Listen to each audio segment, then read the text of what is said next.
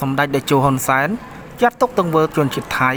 ដែលដាក់តាំងរូបសម្ដេចបានយករង្វាន់ជាទង្វើអមនុស្សអន់ជាងសត្វសម្ដេចតេជោហ៊ុនសែនប្រធានព្រឹទ្ធសភានៃកម្ពុជានៅថ្ងៃទី6ខែតុលាឆ្នាំ2025នេះបានបង្ហាញសារពិសេសមួយដោយសូមអំពាវនាវឲ្យប្រជាជនខ្មែរទាំងអស់កុំធ្វើទង្វើអាក្រក់ដែលជាទង្វើអមនុស្សនិងអន់ជាងសត្វដោយថៃមួយចំនួនបាននឹងកំពុងធ្វើដាក់សម្ដេចហើយសម្ដេចតេជោ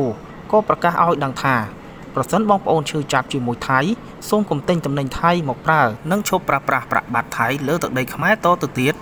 ដើម្បីពង្រឹងឯករាជ្យភាពខាងរូបិយវត្ថុរបស់ជាតិយើងក្នុងសំណេររបស់សម្ដេចតេជោហ៊ុនសែនបានសរសេររៀបរាប់ជាមួយខ្លឹមសារទាំងស្រុងដូចខាងក្រោមនេះឬជាជនជាតិស៊ីវិល័យមានគុណធម៌សិលធម៌និងអរិយធម៌ខ្ពស់សូមជនជាតិកម្ពុជាកុំធ្វើទង្វើអាក្រក់បែបនេះដែលជាទង្វើអមនុស្សនិងអន់ជាងសត្វមិនថាវីដេអូនេះធ្វើដោយមនុស្សផ្ទាល់ឬដោយ AI គឺសុទ្ធសឹងតែបង្ហាញនៅអំពើអាក្រក់ទាំងអស់មិនថាជនជាតិណាឬក្រុមណានោះទេកន្លងមកនេះបងប្អូនយើងមួយចំនួនបានសុំមកខ្ញុំដើម្បីធ្វើការតបតតាមរយៈយករូបថត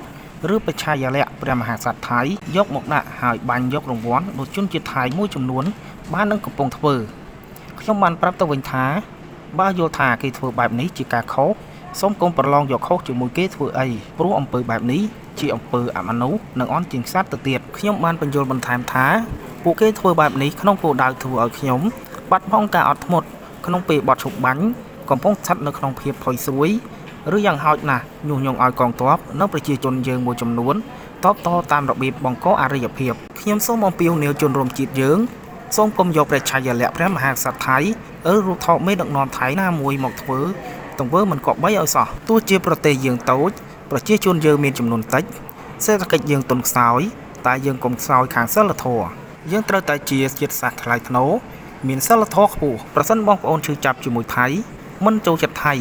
សូមកុំទិញទំនិញថៃមកប្រើប្រាស់និងឈប់ប្រើប្រាក់បាតថៃលើទឹកដីខ្មែរតទៅទៀត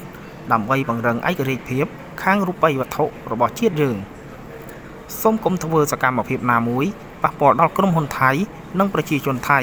ដែលកំពុងរស់នៅនិងធ្វើការរកស៊ីនៅកម្ពុជាខ្ញុំនៅតែជឿថាប្រជាជនថៃភាគច្រើនមិនចង់ធ្វើសត្រូវជាមួយប្រជាជនកម្ពុជានោះទេមនុស្សមួយចំនួននៅថៃរាប់ទាំងអ្នកដឹកនាំថៃខ្លះផងកំពុងវាយតម្លៃខុសពីសេដ្ឋកិច្ចកម្ពុជាថាកំពុងជួបការលំបាកក្រោយពីបិទទំនិញថៃបិទព្រំដែនដោយខ្វះទំនិញប្រើប្រាស់ខ្ញុំគួរតែអរគុណអ្នកដឹកនាំថៃម្ដងទៀតដែលវាយក្បាលគេត្រូវក្បាលខ្លួនឯងពីព្រោះកម្ពុជាធ្លាប់យកប្រាក់ក្នុងមួយឆ្នាំមិនតិចជាង$5000 លានទៅទិញទំនិញថៃហើយបង្វែរលុយនេះមកទិញទំនិញក្នុងស្រុក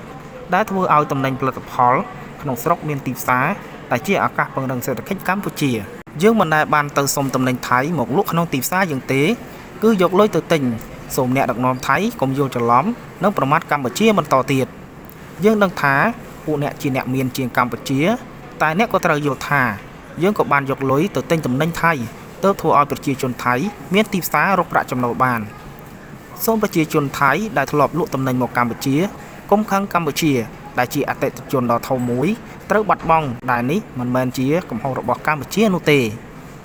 ចុងក្រោយខ្ញុំចង់ជម្រាបទៅបងប្អូនពិសេសបងប្អូននៅជិតព្រំដែនថៃសូមប្រញាប់បដូរប្រាក់បាតថៃជាមួយប្រាក់រៀលឬដុល្លារព្រោះពេលខាងមុខបងប្អូននឹងរងការខាត់បងធ្ងន់ធ្ងរនិងអាចក្លាយជាចំណុចដែលគេយកធ្វើជាចំណុចខ្សោយដែលគេគំរាមដោយករណីអគ្គិសនីអ៊ីនធឺណិតនិងប្រេងឥន្ធនៈកាលពីពេលមុនឈប់ប្រើប្រាក់បាតមកប្រើប្រាក់រៀលគឺជួយពង្រឹងនៅរូបិយវត្ថុរបស់ជាតិយើង